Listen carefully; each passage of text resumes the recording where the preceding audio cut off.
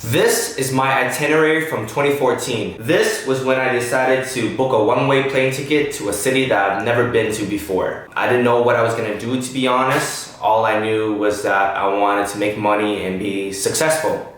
I'm gonna try to go from the very beginning, okay? So this is my story on how I moved to Edmonton. But before I get into that, I wanna quickly explain about where I'm from. So I'm from a small city called Hamilton, Ontario. Okay, it's right outside of Toronto, right outside of the GTA area. Some people call it the Hammer, some people call it Steel City, some people call it ghetto. So anyways, what inspired me to go to Edmonton was the lack of employment, the lack of opportunities. So I remember I was graduating high school and then everyone was applying to post-secondary. And if there's anything that I learned when I was young, or when I was that age, is that you should never commit yourself to something long-term, especially if you're unsure about it. And especially if you're gonna go into debt. You know, I didn't know what I wanted to do, so I just didn't apply for post-secondary. I don't wanna apply for student loans and then, you know, 1 year later end up finding that I don't like the course. I didn't really like the idea of that. So while everyone was, you know, applying to post-secondary, I was trying to find jobs. I'd get declined from places like McDonald's, H&M, Target at the time. Basically any minimum wage jobs that you can think of. I applied there and I got declined, unfortunately. There just wasn't enough room for me to grow as an individual. Now, you know, fast forward to the end of the summer, everyone was starting school and I was still unemployed. I get a phone call from my best friend who moved to Edmonton, Alberta, which is on the other side of the country. He said that, yo, there's a lot of jobs that you can get out here. There's a big opportunity for employment. Come through. And I said, say no more. I didn't know what I was getting myself into, but I booked a one-way plane ticket like the next week. And yeah, I was on my way. Now, before I was on my way, everyone that was close to me back home was like, yo, don't do it. Why don't you just go into school? What if you fail? What if you don't make it? You know, what if this, what if that? Everyone was just trying to put doubt into my head. Even adults, you know, like my old teachers, everybody's saying, why are you going? Well, I said, fuck. That's the only thing that I can think of. If there's anything that I can tell you guys is that whenever you try to do something new, whether it's a hobby, whether it's a new job, whether you're dating a new girl, or like me, if you're moving from one side of the country to the other, people are always gonna try to tell you no or put doubt into your mind. They're always gonna try and criticize you, saying that, you know, what if it doesn't work or it won't work and all that shit. You just gotta put that shit aside and just go with your heart. That's what I did. So I moved to Edmonton and I lived in my boy's basement for a while. It wasn't his basement, it was his parents' basement. Very strict parents. Anyways, I was there. I had a time limit of 2 months. Same with him. Me and him, we got 2 months to you know, find a stable job and to move out, get our own apartment. Otherwise, we'd be out on our asses and have nowhere to stay. Anyways, the first day that I get there, I go to West Edmonton Mall, the biggest mall in North America. It's fucking huge.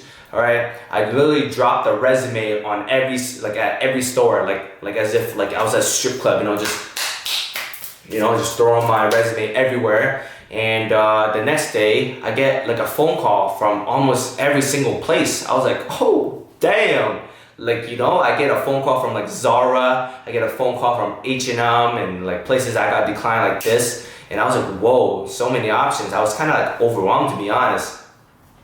Anyways, I picked one job and it was at Express Men. I remember to this day, my first job in Edmonton was Express Men. I worked there. About a month into that job, I actually hated it. It was terrible. It was the management was just bad. They didn't appreciate the things that I did. I remember it was just, I was going to work every day and it was just boring. I had no purpose. I was just folding clothes. I remember there were times when I was so dead, I would unfold clothes I already folded like 30 minutes ago just so I could fold it again. It was just horrible. I remember like I'd be like a little bit depressed. I'd come back home and I'd buy like a bottle of whiskey just to drink myself to sleep. It was a really dark time. That whole month I was kind of like wondering, why am I here? Me and my roommate, who was Suhad, we were trying to apply for leases for apartments all around the city. I actually convinced 2 of my other friends from Hamilton to come and move here with us, and they already booked their flights. So we're on a time limit, like time crunch for real. I got 1 month, and 2 of my other boys are coming, soon. And then I remember we're looking and places after places, we just kept getting declined. Nobody wanted to give us a unit. Nobody wanted to give us an apartment. I have to remind you guys, I'm fresh out of high school. I was 18, but Suad was actually 17 at the time because his birthday is in December. And this was in October, all right? So I keep trying to look for a place, kept getting declined. And then it really got really damn close, man. And I remember it was very like discouraging to me and Suhad. And I remember just thinking in his basement, yo, are we gonna be able to do it? I have thoughts in my head, what if I need to go back to Hamilton? Like, I'm so scared because I don't want to go back and look like a fucking loser who did nothing, who went down there, wasted his time, And it sucks because, when you're 18, it's not like I didn't have money for an apartment or anything. When you're 18 and you have like no credit, it's worse when you're young having no credit than like an older person having bad credit. Because if you have no credit, it's kind of like you don't even exist, right? So anyways, me and Stuart, we got about 2 weeks left, all right? I remember just being in so much pain mentally and emotionally, just thinking, yo, maybe this won't work out. After being declined over and over again for nearly a month and a half, like 50 days, we were down to our last week. We finally get a response saying that we got approved from a landlord.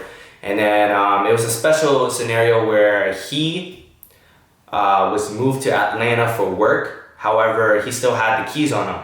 He said he would ship the keys to us right after we sent a deposit. Being desperate as we were, only having like a week left, we said, okay, say no more, let's do this up. We sent it through Western Union, which was a little bit sketchy at the time, but we did it anyways because we had a week left. We sent the money. I remember I waited 2-3 days and then no response, and I kept calling him and everything. And then that's when I kind of realized that, yeah, I just got scammed. And I just remember like a deep pain just in my chest. It fucking hurt really, really bad. And I realized, like, this is it. Like, it's done. It's, I failed. And I remember just it being in so much pain, hating my job. I hated my job. I moved like 3,000 kilometers away from home and then busting to work every day and trying to make this work and doubting myself the whole time, but it's still going because I thought this could be it. And then it all just dropped right there, I lost $500. I had 4 days left, about 4 days left before 2 of my friends from Hamilton came through, and I remember me and Sarah were just broken. And so right after that realization kicked in, it was at night. I remember immediately going to the liquor store, buying a bottle of whiskey, walking myself to the football field, in the dead blizzard. It was crazy. It was a crazy blizzard, and just drinking. And I remember calling my friend Sean, who was there, who was on the phone at the time, and I remember just bawling my eyes out saying, yo, I fucked up. I don't think we have a place, man. I think we gotta move back. I think you guys, we don't have a home. So yeah, that night I remember me and Sue, I just really, like, it was, man, I was at my lowest point. It was so bad. But anyways, about 2 days later, we get another email, because we still tried. Even after that, we still tried. We didn't fully give up, but I remember it hurt a lot. We still tried a little bit, and then tried to explain to landlords our story. And then we got one email back from a Chinese guy actually saying, hey, I understand where you guys are coming from. I understand what you guys are going through. I'm willing to rent out you guys my apartment. You just gotta pay me 3 months in advance and security deposit. All that shit was over $4 grand, right? And I remember that's all that I had left in my savings. Just all that I had left. But I decided to, you know, fuck it. My friends are here the next day, so I might as well do it. So me and Sarah, we got, you know, we went to go see the place together with the guy. Once again, it was a blizzard, and I remember just because I had $4 grand in cash, right? I remember just me and Sarah carrying a chef knife in our waistband, just in case he tries to rob us. We're gonna fucking kill him, you know. You know, at that point, I just didn't really want to get fucked over again, so I was very cautious. Anyways, we got to the apartment, we went upstairs, he opened the door and everything, we seen it, and it was actually very warm and cozy and very, just felt like home, you know, and it kind of like got me a little bit because it was nearly 2 months, it took nearly 2 months to finally find a place, and after being declined over and over again, we finally have a place, and boom. The next evening, my friends Sean and Kendi came through, and yeah, and then that's basically how my story in Edmonton started. I remember the first night we'd lay down on the ground together having nothing, no bed, no nothing. It was just a blanket and a pillow, and we'd sleep on the floor. Like my head, you got Sean's head, Kendi's, Sue Hat's head. We just sleep together on the floor. And after my friends arrived, that was when the journey really started. I remember the first couple of months we just ate straight chicken noodle soup, mama noodles. We just, yeah man, we just had like poverty calories, you know, just eating whatever we could for cheap. And yeah, fast forward to where I am now. I eventually found a great job that I excelled in. It was in sales, and I got promoted to assistant manager within 5 months because I did an excellent job. I did my own thing. I was making a lot of money. Damn, I've been here for 3 years. So the story that I just told you guys, that was like my first 3 months here in Edmonton. It's been nearly 3 years since I've lived here, and yeah, I make decent amount of money now. I went from making like $800 a month at Express to making, like, I don't want to brag, but like I'm 21 and I make as much as my high school teachers, you know, and I live on my own. I've done many things. I travel a lot, as you guys can see. I'm just really grateful to be where I am today. I'm happy that I stayed persistent and just kept putting in the work and pushing myself through even when times were really, really hard. I've built many relationships that I love and care about. I have friends that I love with all my heart, and I'm just so happy for that.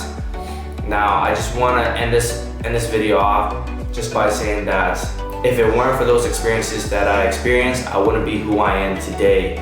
I went from working at a place that I completely hated and that I considered hell to making barely any money and being declined over and over and over again, to being financially stable, having my own place, being in the position to travel whenever I want, wherever I want. And I'm just grateful because I've done a lot in the past 3 years, well, nearly 3 years, and I'm just so excited to know that it's just the beginning, you know. I'm still young, I still have a long way to go, and I'm just glad that everything happened the way that it happened. Fuck, I'm just gonna end the video. Alright, anyways, I hope my story inspired you guys to live life a little bit more, or to do things that get you out of your comfort zone. It might not be pretty in the beginning, but just know that if you stay persistent and you keep your head up, it will always turn out well and turn out great for you. As long as you stay persistent. Don't give up. Whatever it is that you're trying to do in life, whether you're trying to move somewhere different or you're trying to open a new business and you're not seeing so many of that dollar sign, just know that Rome wasn't built in a day. Anyways, yeah, just end it off there. Thanks for watching.